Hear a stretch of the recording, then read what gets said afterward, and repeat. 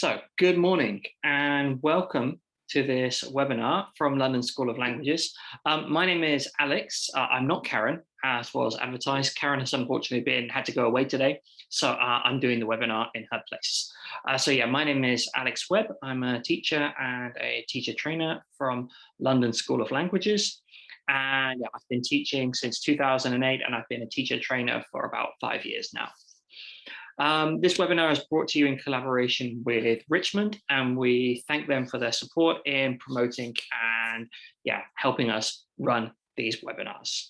So today we are going to be talking about making grammar visual.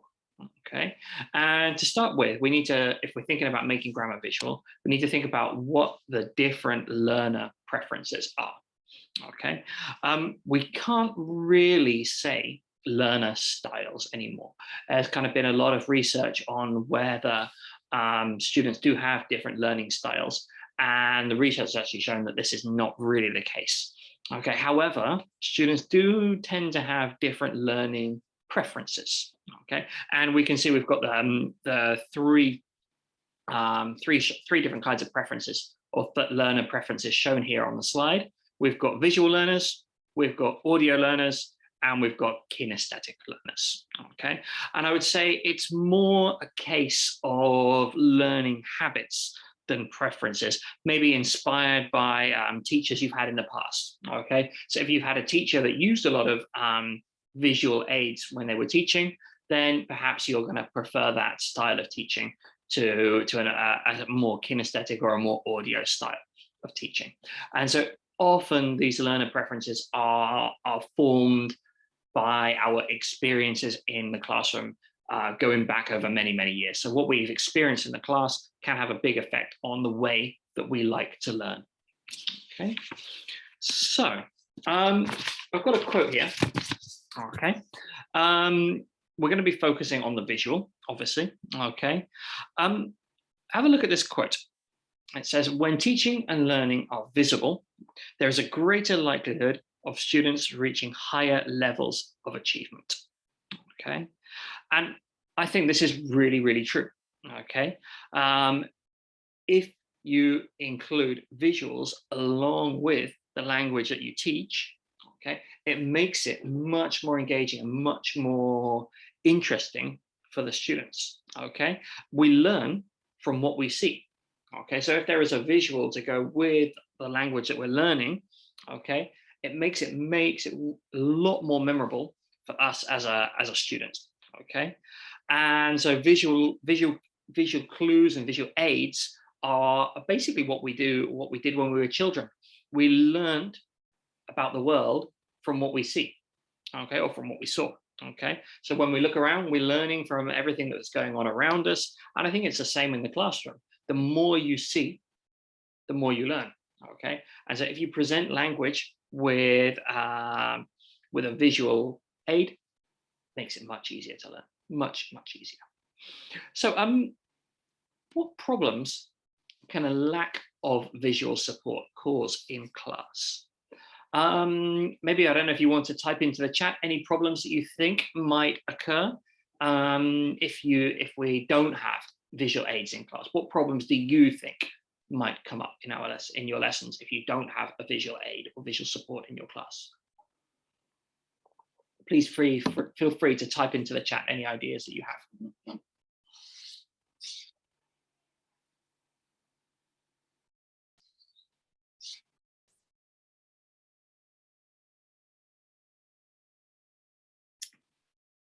Yeah, absolutely. Yeah, so students don't understand what a subject is or what an object is, or absolutely, positions in a sentence. So you need to make this really, really clear to them.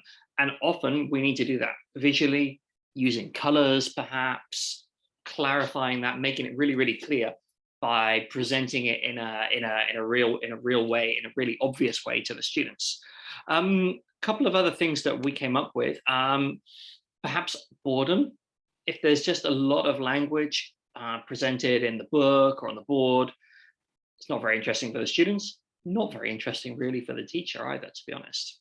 Okay, and that boredom can then lead into a lack of engagement. Okay, so the students are not really motivated, they don't really do the task, And then, of course, they're more easily distracted. Okay. And then you end up with classroom management problems because the students just mess around. They're not really interested in the language that you're teaching. And then, yeah, it gets, yeah, your lesson can turn into a disaster because your students are bored. It also can mean that the lessons become a little bit repetitive, okay, because you're just basically doing the same thing every time. You present the language on the board, and that's it. Or maybe you don't even present the language on the board, and the students just look at the book, look at the grammar point, do the grammar exercises, do the practice, and go home. So it can lead to very repetitive lessons if you don't have any kind of visual aid in your class. Also, yeah, if you don't present it on the board visually, the students won't write it down. If they don't write it down, they won't remember it. Okay, and that will mean, yeah, if they don't write it down, it's hard to recall the language afterwards. Okay. And if you don't put anything on the board, if you don't make it visual for the students, it's more difficult for them to think of ideas. Like if there's nothing for them to refer to, if there's no visual reference for them to refer to, it's like if you haven't put anything on the board, how are they supposed to think of any ideas or how to use it and how to play with the language? And so, yeah, it can make it more difficult for the students in that way as well. And if you're trying to clarify language without any visual support, it can be very, very difficult. Trying to explain a grammar topic, a grammar structure without any visual aid on the board is very, very difficult. And you will end up with a lot more questions than if we just put it on the board and make it nice and clear for our students. Okay. So what do we normally use visuals for in class? Okay. Again, in the chat, could you write down in what situation do you normally use visuals? I'll give you about 30 seconds to do this. What do you normally use visuals for in class? Vocabulary, absolutely. Okay, if you were trying to clarify vocabulary, an image is a very useful way of quickly clarifying the meaning. Yeah, definitely true. Grammar as well, yes. Okay, colors, I think colors are very, very important when you're presenting grammar. If you present grammar all in one color, it's kind of difficult to identify the different parts of the sentence, the different things that are going on, different tenses and so on. And yeah, arrows. Also with grammar, timelines are particularly useful as well as a way, particularly for tenses. Okay, if you're using timelines to make that that grammar really, really visual. And sometimes in writing as well. Yeah, absolutely. When my students are writing, I'm putting stuff up on the board all the time. Okay, to help them, give them ideas about what they can write about, to brainstorm things. And so, yeah, my board is covered in stuff, pictures, vocabulary when we do writing in class. And yeah, idioms, definitely. An idiom, a picture often really, really helps them to understand what the idiom actually means. Yep, absolutely. Okay, some really great ideas there. Thank you. Okay, so grammar. Do we normally use visuals for grammar? Okay, is this something that we make as visual as we can? Speaking from experience as a CELTA trainer and having observed a lot of teachers over the years, I would say that this is often a weak point in lessons. Okay, and students tend to struggle because there is a lack of visual support when teachers teach grammar. Okay, so often teachers open the course book and then they kind of just fall into this habit of lecturing the students or explaining to the students how the grammar works. Okay, whereas it's much, much better for the students and much, much clearer for the students if we present the grammar visually. Okay, and I would say if you just use the course book, it's not going to be the most interesting way to present the grammar. Okay, so if you have a look at the next slide here, okay, here we have grammar presentations from 3 different course books at 3 different levels. Okay, do you think these are attractive and engaging for the students? What do you think? Do you think the students would be interested in these, engaged by looking at these things? Let you type into the chat again for a second.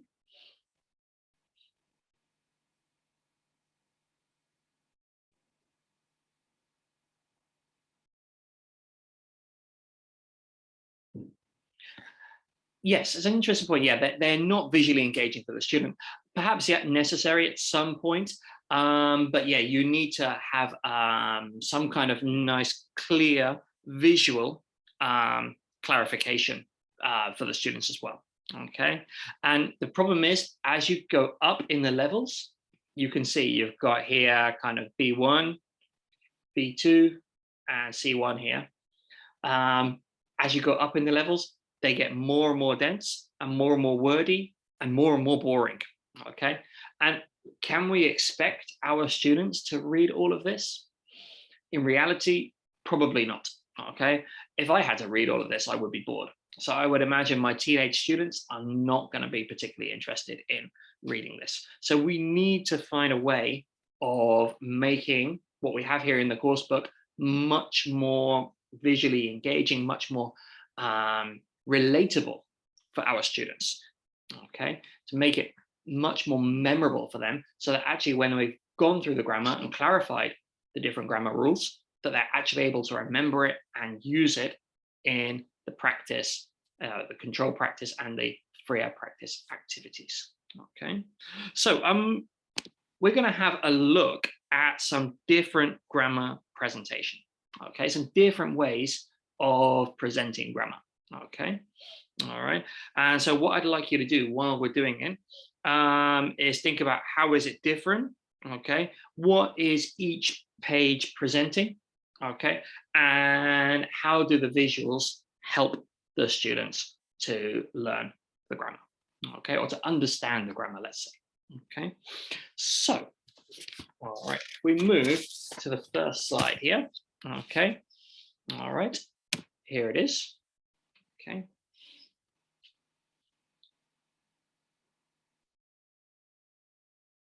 Have a look at this slide. Okay, we've got a visual here for reported speech. Okay, why do you think this is a good way of clarifying how reported speech works?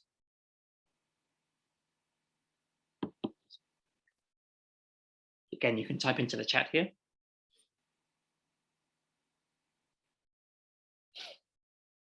Yeah, absolutely. So yes, thank you, Laura. We can see that we can clearly see that someone is speaking because we've got the speech bubble. Exactly. So it makes it really clear what reported speech is for. Okay. It's funny. Okay.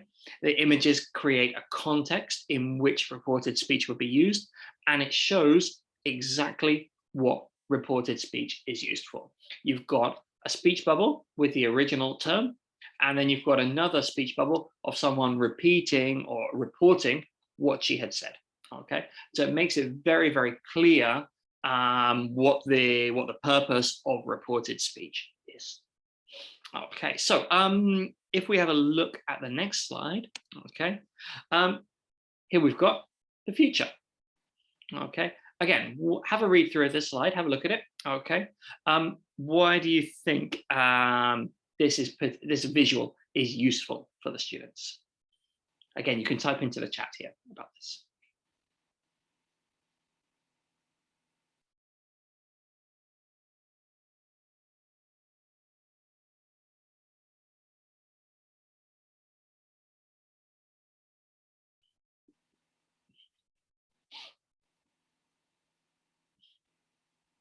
Okay, yes. So you said she's pregnant. Okay, so I think what is particularly nice about this is, yeah, when you're pregnant, you're going to be talking about the future a lot. Okay, what's really nice here is that the form is presented very clearly. Okay, we've got subject plus will plus infinitive.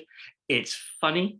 Okay, so I will have 7 children. I'll get married to a rich, handsome man. My husband will love me very much. He will sow 7 seeds in me, from which 7 children will grow.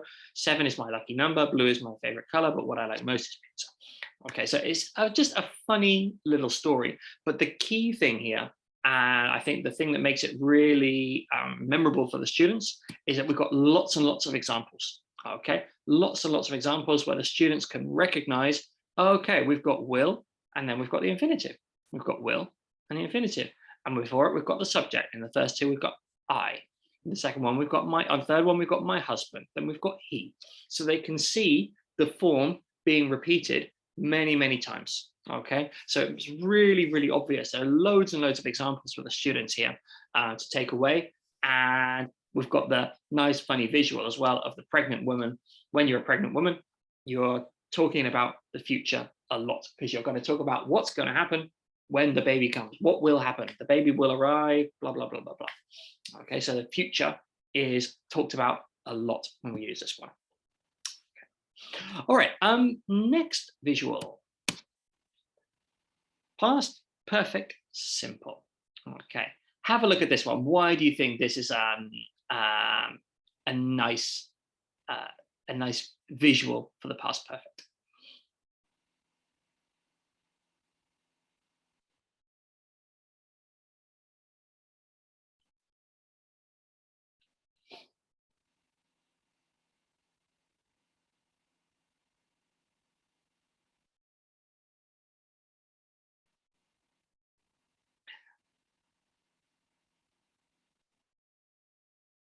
Yeah, Laurie, you've said absolutely. A timeline would be particularly useful for this tense, because yeah, when we do the past perfect, we want to show that one action happened before another event. Okay, so I think if I was going to, if I was going to do this, if I was going to teach this in class, I would combine this image with a nice timeline. Okay, what I do like about this is you have got an image. Okay, again, really visual. Okay, the students can see what happened. The woman had fallen off the bike. Okay, we've got the form clearly presented at the top. Okay, nice clear description of the meaning, nothing too complicated. Okay, just a short, clear description. Okay, and again, funny context. Okay, nice, funny picture. Okay, and then we've got a nice, clear example underneath. All right, and I like how they use it for reported speech. Okay, and we've got here, she had told me that he had told her that Elsa is pregnant. Okay, and again, it's a funny example of reported speech. Okay, and again, though, it's a really nice visual here of how reported speech works. Whispering, telling another person, gossiping, exactly. All right, so telling the person about something else, and that is a real example of when reported speech is used. That is when we use it the most, when we are passing on things that we know about other people. Okay. All right, so there's just a few examples here. If anybody wants to get this book, it's really, really nice. Okay, it's got a visual guide to the language. English is not easy. Okay, it's a really, really great support for learners. Okay, and yeah, I would strongly recommend buying it. It's a really nice way of presenting language in a funny way for your students, and then you can combine that with the other ways in which you present your language visually. Okay, but I think this is a really nice way, a really nice example of how to present language visually for your students, how to present grammar visually for your students. So have a look at this book if you're interested in it. Okay, so it's your turn now. Okay, often when we're presenting grammar, we suddenly realize, oh, actually, I need to draw a picture or something like that, and we have to draw a picture very, very quickly. Okay, and it's a really quick, useful way to clarify a bit of language. Okay, so I'm going to give you 1 minute, okay, to draw a picture, okay, on a piece of paper or something, to clarify if only I had or if only I hadn't. Okay, all right. This is something that we could also ask students to do to check that they have understood the meaning of the grammar. Okay, but yeah, I'm going to give you a minute now. Okay, what might you draw to make this grammar visual for your students? What picture could you draw based on what we've just seen? What picture could you draw to make this visual? Okay, I'm going to give you 1 minute. Okay, and then you can type into the chat and tell us what you've drawn. Okay.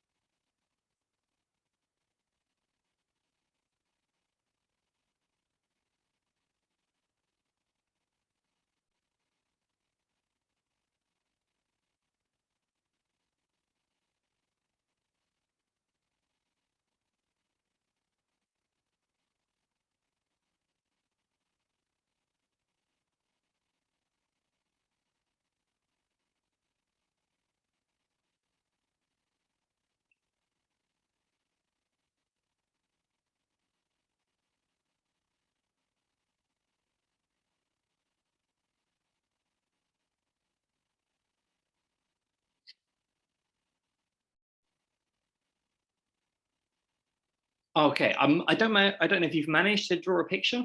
If you have, oh, okay. So Laura has said she's done it. Laura, what did you draw? Could you type into the chat and tell us what did you draw?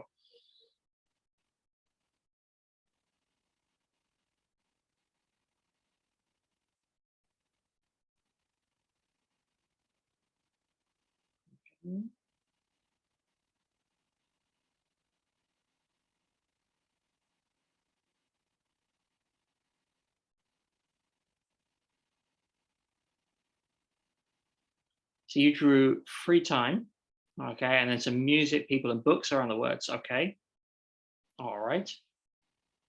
Nuri, did you draw anything? Heating at work. And some flames at work. I like that one. Absolutely. Heating at work. Yeah. Flames around them. That's a very good one.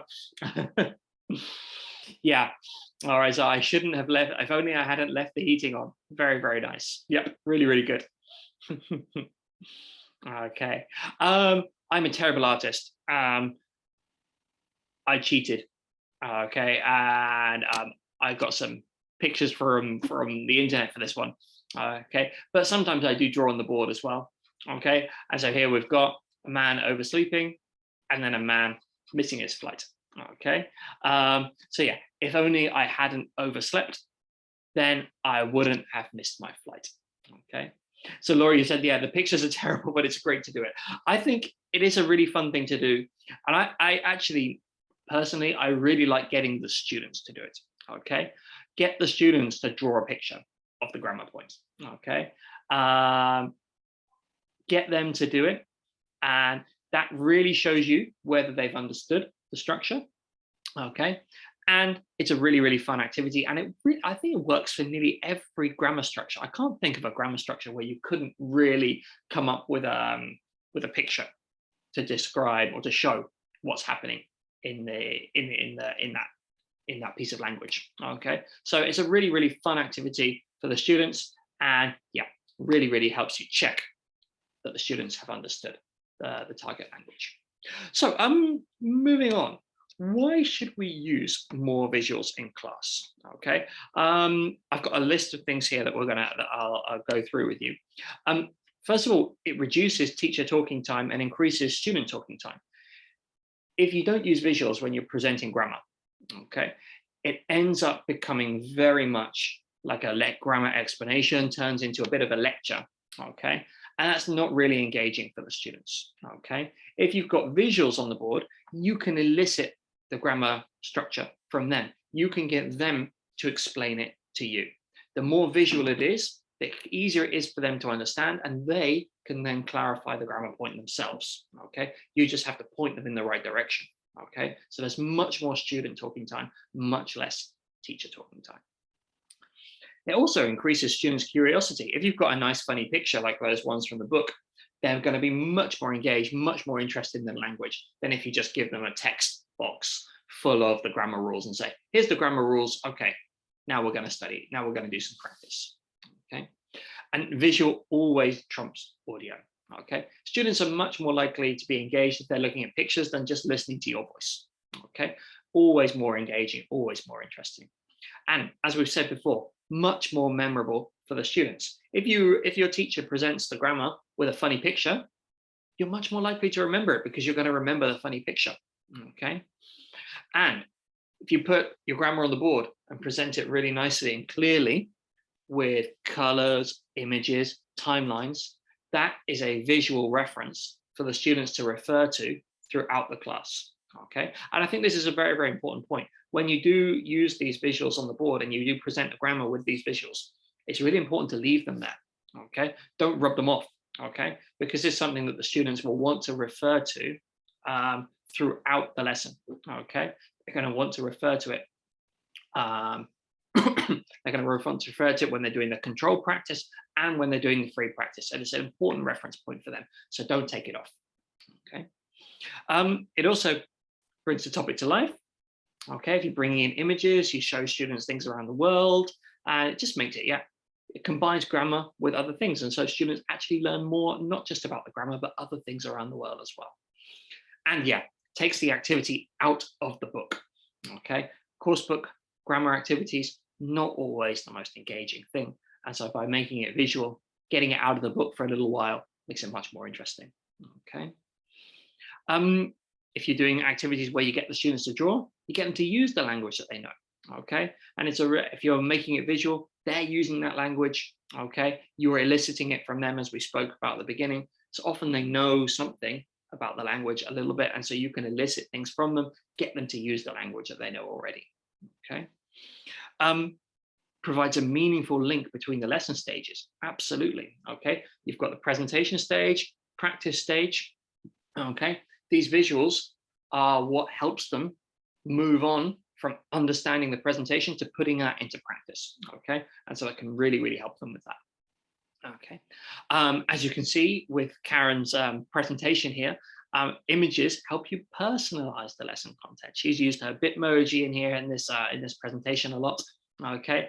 And so, yeah, if you've got images, you can put images of yourself in there in this. Okay. And it helps you to personalize the lesson. And that also makes it more memorable for the students. Students love learning about their teacher. Okay. And it is just much more fun and dynamic. The more images you've got in your class, the much more engaging your grammar lesson is going to be. Much more engaging, much more interesting for your students. And just more enjoyable for you as well as the teacher. Okay, if your students are enjoying the class, you're enjoying the class. Okay. So, moving on.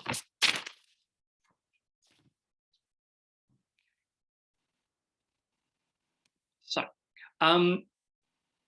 a more visual classroom or class will encourage your students to be more visual as well. Okay, if you use colors on the board, if you underline things, if you highlight things, okay, if you do this, the students are going to be doing it as well.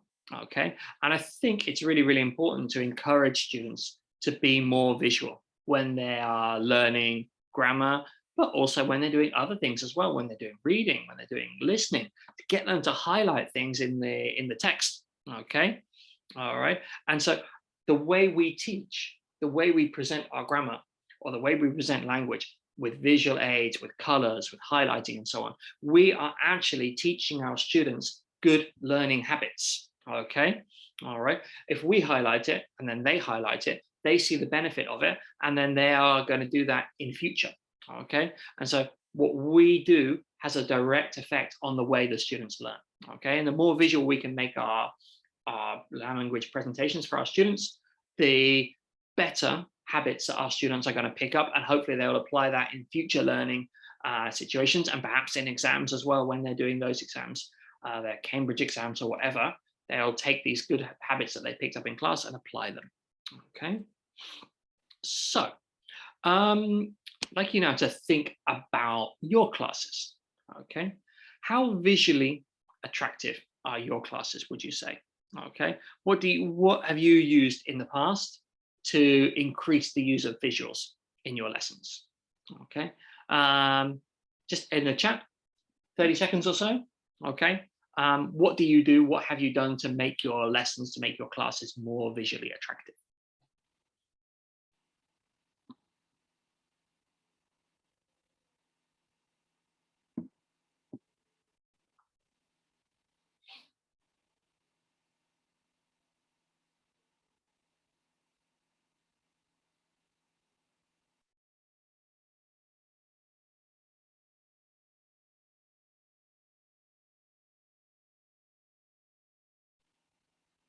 Okay.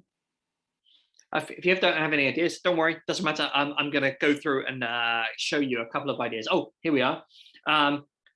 Colors, presentation, videos sometimes, absolutely. Okay, yeah, using videos are a great way to kind of lead into a topic, okay, to engage a student's interest. Okay, I don't think I would necessarily use videos in order to teach grammar, okay, but definitely as a way of leading into the topic, to engage student interest, to get them thinking about a topic, definitely is a great way to lead in. Okay, and Laura, you've also said to make them more theatrical. Yeah, absolutely. If you're doing some kind of theater, some kind of play, that's definitely visual as well. Okay, and yeah, you talk about from TV shows that they like. Yeah, if you can find the grammar being used in a TV show, that the students like, you can make the students see, okay, this is actually really, really important. The people that I like watching on TV are using this grammar structure. Absolutely, a really great way to show them that that the grammar in context in a really visual way. Really, really great. Okay. Yes, absolutely. So you said, yeah, they usually say, when do they use it? Okay, so yeah, providing students with a clear example of when people use the grammar is very, very important. Yeah, yeah. So what do we mean, or what do we include with the term visual? Okay, we've got a few things here. Images could be real, could be cartoons. Okay. They're often really, really great way, like we've seen, to clarify the meaning of the language. Okay, drawings on the board, very, very simple drawings. I'm no artist. I'm a terrible artist. Okay, but often that results in a lot of laughter from my students and makes the grammar point really, really clear. Okay, even though the drawing is terrible and they say, Alex, God, you are such a rubbish artist, doesn't matter. They've understood. It's made the language clear to the students. Okay, simply writing words or sentences on the board. Okay, you'd be amazed how many classes you observe and the teacher doesn't write the target language on the board.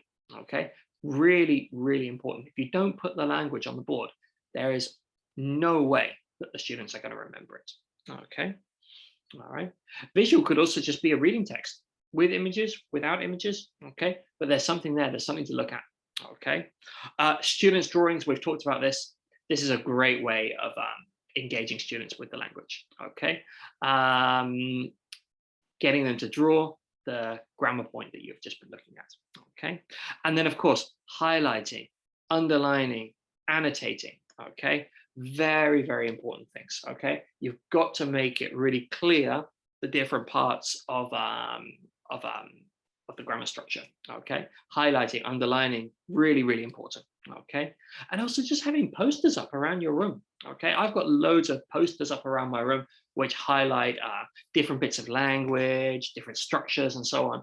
And just having these things around the room, they're things that students can refer to throughout any lesson. Okay, and so my walls are covered in stuff, covered in English, basically, all kind of English expressions, English phrases that the students can then refer to in the lesson if they need to, or if they want to. So, golden rules for using visuals in the class. Okay, so a visual doesn't just include what the students see, but also what they produce. Okay, so what I mean by that, okay, and what I mean by that is that it's not just what we put up on the board, but it's also what they are putting down on their piece of paper. And so if we make it visually attractive on the board, they are going to copy it down in a visually attractive way. Okay, don't just have a visual as well for visual's sake. Okay, it always needs to be accompanied by a task. Okay, don't just have a random picture or a random video. Okay, there needs to be a task that the students do with it. Okay, all right. And students as well need practice writing the whole structure, not just a gap fill. A lot of control practice is just filling in the gap with one word or two words or whatever. Make sure that you also have a kind of a freer practice where the students are using the whole grammar structure, not just part of it. Okay, all right. If you are going to use visuals and it's a key part of your lesson, plan it really, really well. Make sure that visual is going to work. Okay, make sure that visual is really going to work for the students.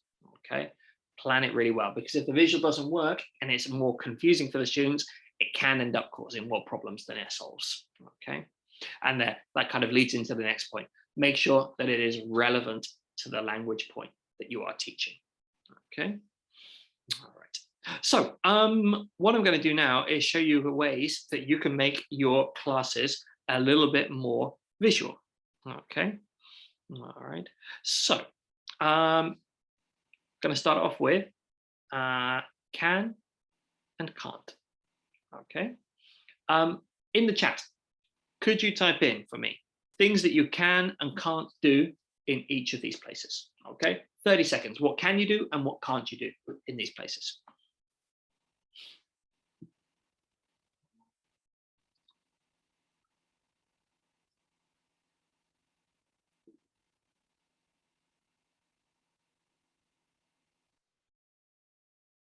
Okay, Laura says you can swim.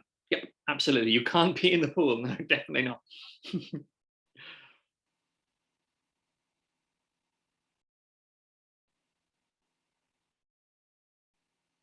Splash around. Absolutely.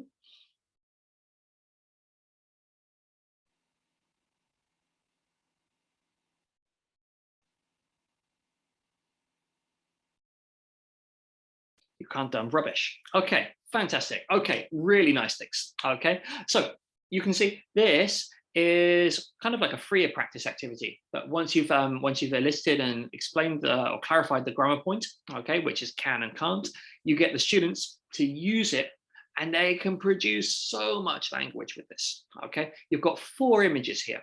Okay, and they're coming up with loads and loads of can and can't sentences. Okay, all right, and so they're using the language, loads and loads and loads, lots and lots of language use going on here. Okay, so we've got a really great opportunity for the students to get lots and lots of meaningful practice, and the image is the way of getting that language from the students. Okay, if you just put swimming pool on the board, they might do it well, but the image really encourages them to get engaged in the activity and produce lots and lots of that target language. Okay, so next one, passives. Okay, what we've got here are 6, oh no, not 6, 1, 2, 3, 4, 5, 6, 7, 8 passive structure or passive expressions with get. Okay, and then you've got the 8 images underneath. Okay, and you just get the students to match the image to the picture. Okay, often in the course book, okay, you're just matching a box to a box. Okay, you're matching a phrase to a phrase, or half a sentence and a half a sentence. Okay, or you're matching the expression get lost with the definition. Okay, not very interesting for the students. This is much more fun, much more engaging for the students, much more visual, much more memorable. Okay, if you've got an interactive board, you could even get the students to come up and move the things around, or you could print out the expressions or the structure onto a piece of paper, and they just come up and stick it next to the picture. Much more engaging, much more visually supportive for the students, and these visuals make it much more memorable. Who is ever going to forget the little dog stuck in the gate, for example? Okay, and so this is a really, really great way of just making your passive with get a bit more memorable. Okay, all right, where are we? So, how can we make our grammar lessons more visual at these different stages? Okay, if we've got at the warmer stage, images on the topic, videos, opinions, okay, vocabulary eliciting. This is what we want to do at the beginning of our lesson. Okay, as I said before, videos are really, really good. Images are really, really good to engage students, get them thinking about the topic. Okay, and of course, before you do a grammar activity, there might be some vocabulary or whatever that they need to use for that activity, and so eliciting that vocabulary from the students. When we clarify the language, this is where kind of colors come in, underlining, highlighting the structure, okay, comparing 2 sentences and looking at the difference. Okay, when we do control practice, it's important to have an example of the first question on the board, okay, and leaving things on the board to help them do the control practice. So if you've clarified the language, don't rub it off, leave it on the board so that they can use it. Okay, if you're doing freer practice and you want the students to speak, okay, you might need to have sentence starters on the board to help them with that. Okay, you might need images that they can react to. Okay, or visually, you might want them to create a poster, okay, using some of that target language. Okay, and then in feedback, we can also make this visual, putting examples of good and bad language on the board. And of course, very, very important, a lot of teachers don't do this as well, write the answers on the board. This is a very important visual element of a lesson. Okay, if you're doing a grammar activity, don't just go through the answers orally. Weaker students will miss them. Okay, make sure you get those answers up on the board. Okay, so Can you think of some ways of representing grammar visually? I'm going to go through this a little bit quicker because I'm aware I'm already running a little bit behind time. Okay, so we've got a few different things on here. We've talked about timelines. Okay, timelines are really good for tenses. Okay, images to elicit the structure like we've just looked at. Images for checking understanding, getting the students to draw images to check the students understand. Highlighting, yeah, highlighting the form, highlighting the pronunciation. Okay, very, very important. Okay, reference for when students are stuck or for error correction. Okay, so often you have an error correction code, and that's very, very visual for the students as well. Writing the answers on the board, as I just mentioned, really, really important. Okay, so weaker learners need the visual record of the answers. Okay, when we give examples, putting them in context for the students, writing that up on the board, that is a visual representation of that language. Okay, getting students to identify written errors. Okay, so if students have made a mistake, put that mistake on the board, get them to identify it. Okay, word walls, putting vocabulary and things up on the wall in your classroom so it's a permanent visual reference for your students. Okay, we've got charts and graphs. Okay, again, charts and graphs are really good ways to show things like if you're doing adverbs of frequency, have a climb. Okay, how often something is happening, perhaps. Okay, mind maps. Okay, with lots of examples rather than lists. Lists tend to be a bit boring. Mind maps much more engaging. Get the students to put the grammar together like a puzzle. Give them the different parts of the sentence. Get them to put them into the right order. Really, really great way for visual learners to learn. Okay. Used for comparative analysis of different forms. Put the different, for example, if you're doing conditionals, have a first conditional and a second conditional next to each other. Get the students to analyze what the difference in meaning is and what the difference in form is. Okay. If you give them a written text where they have to find examples of the language, get them to highlight the examples of the target language in the text. Okay. Drawing pictures on the board, we've talked about already. Okay, visuals which are out of the ordinary for the context. This is a great way to make it memorable. Kind of crazy pictures. Okay, pictures of extreme situations, a bit like the poor little doggy in the gate. Okay, makes it really memorable. Okay, and Pictionary for grammar. This is a really, really fun game that you can play in your class. Okay, so you don't get them to draw a thing, you get them to draw a grammar structure. Okay, it sounds complicated, but it actually works really, really well. Okay, and it gets the students to really think outside of the box and how they can depict that grammar visually. Okay, and it makes it a really, really, really, really fun activity to do. Again, it's more of a kind of a freer practice to check that the students have understood the target language. Okay. So I'm going to give you a sentence now. Okay. Why can I not see? Oh, no, it's here. Okay. So he'd never been scared of sharks before he saw one in the Bay of La Concha. Okay. I'm just going to give you a minute to think about it. Okay. You don't need to type anything here. Okay. But maybe just make a few little notes. How might you make this sentence more visual for your students? Okay. How might you get this? How would you clarify the language visually? Okay. What could you do to make it more visual for your students? A minute to think about it.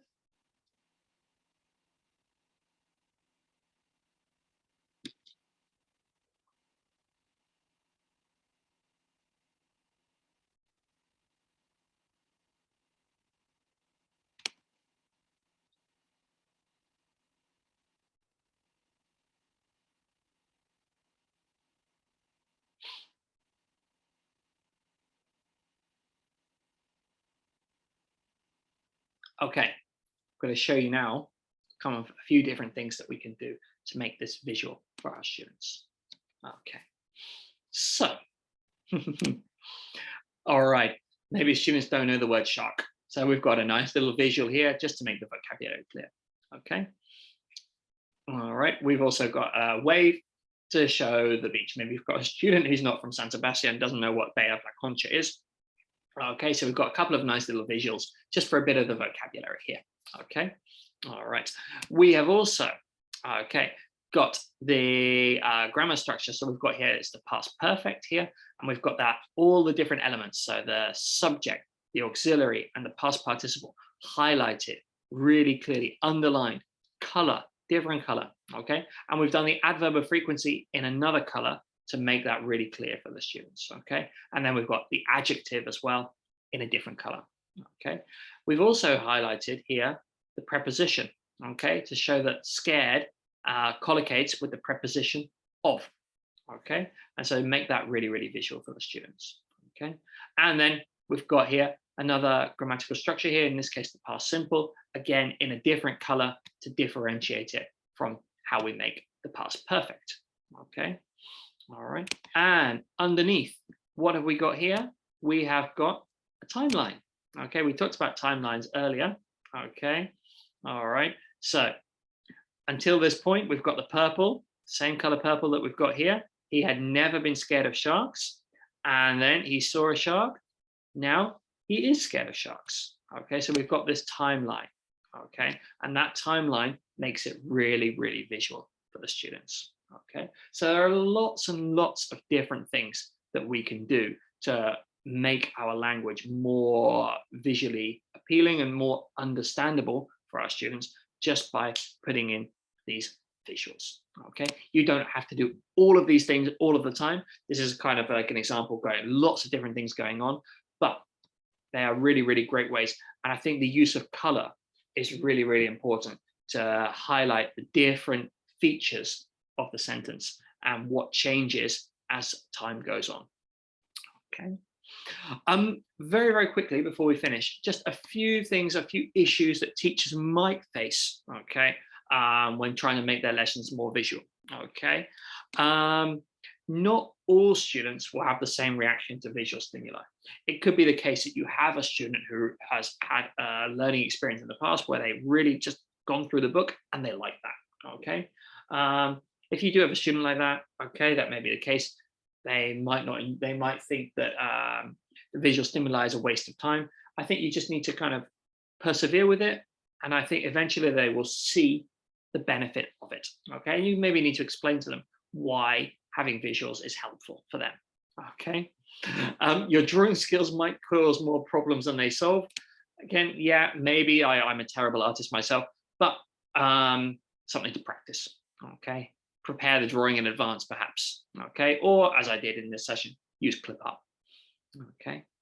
Messy handwriting. This is also something to practice. If you do have messy handwriting, get to the board when you've got a bit of free time and just practice your handwriting on the board so that it's nice and clear for the students, okay? It can take a bit of preparation time. However, once you've kind of prepared it once, you can reuse that year after year, lesson after lesson for teaching that lesson. Hopefully you're going to have the same levels year after year. And so, yeah, you can use those visuals in subsequent lessons. It may take a long time the first time, but once you've done it once, you can recycle that stuff. Space on the board can be an issue, okay? And again, this is where board planning is really, really important, okay? You might run out of space if you've got a large grammar presentation with visuals and different colors. So make sure, if that is an issue for you, that you plan your board in advance, okay? Thinking on the spot can be tricky as well. You can't think of an image to draw right that moment. Again, this is where preparation comes in. Thinking about it in advance, okay? What can you do to make this visual? You might need to think, okay, you need to prepare that in advance because I know I'm not going to be able to think of something right there and then. Some people might be good with technology. Some people might not be so good with technology. If you're not good with technology, make sure you practice with it. Or you may not have a technological thing. You might not have a smart board in your class or a projector or whatever. And then maybe again, it needs a little bit more preparation, copying things already, copying images, sticking them on your board with blue tack, okay? And yeah, printing big enough images so that it's visual for the students, so clear for the students to see. If you're lucky like I am and have got a really great secretary, get her to print them for you. They can often blow things up there. She knows the photocopier much better than I do. If you haven't got the possibility to print big enough images, then perhaps just have your laptop and walk around the room and show it the students on the laptop screen. That could be a way around that one. Okay, variety of colored pens. make sure you do have a variety of color pens. If you've just got a black and a blue pen in your classroom, it's very difficult to make your grammar presentation visually appealing. Make sure your pens are full of ink, okay, and you've got at least 3 or 4 different colors so that you can make grammar visually appealing for your students, okay. Sometimes it can be difficult to maintain engagement if you've got a tricky class that's doesn't really give you very much, okay, can get them to react to the visuals. In this case, it's kind of really good to choose these kind of very, very funny, very, very silly kind of extreme pictures, and then you're more likely to get a reaction out of the students.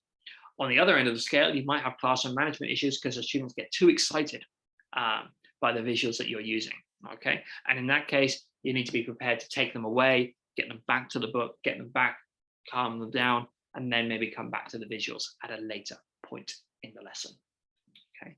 But these are all kind of minor issues, I would say. And as long as you're well prepared and have thought about it in advance, I think you can really make good use of visuals in your grammar lessons. And they will really, really, really help your students to understand and use the grammar that you're teaching much, much better.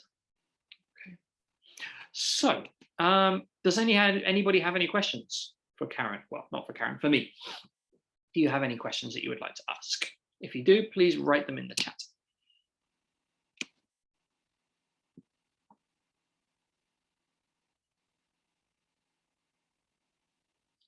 Okay, Laura's not got any questions. Kevin or Nuri?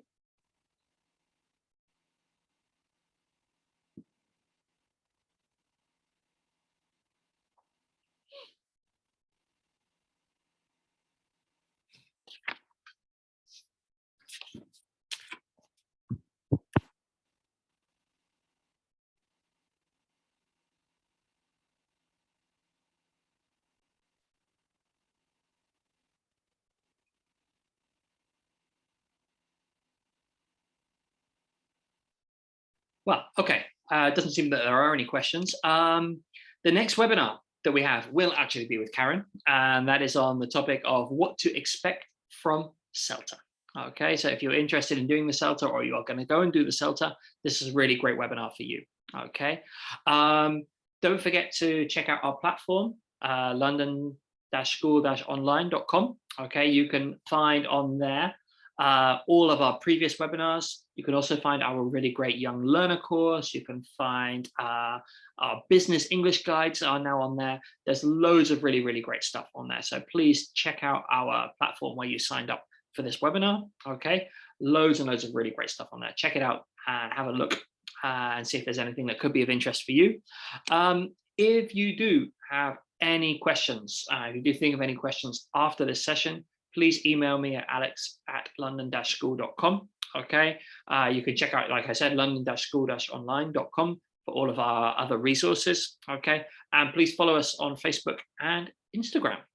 Okay, I really hope that you found the webinar useful today. Okay, please do get in touch if there's anything you'd like to ask, and we hope to see you at another webinar in the future. Okay, have a great day. Thanks very much for joining us today.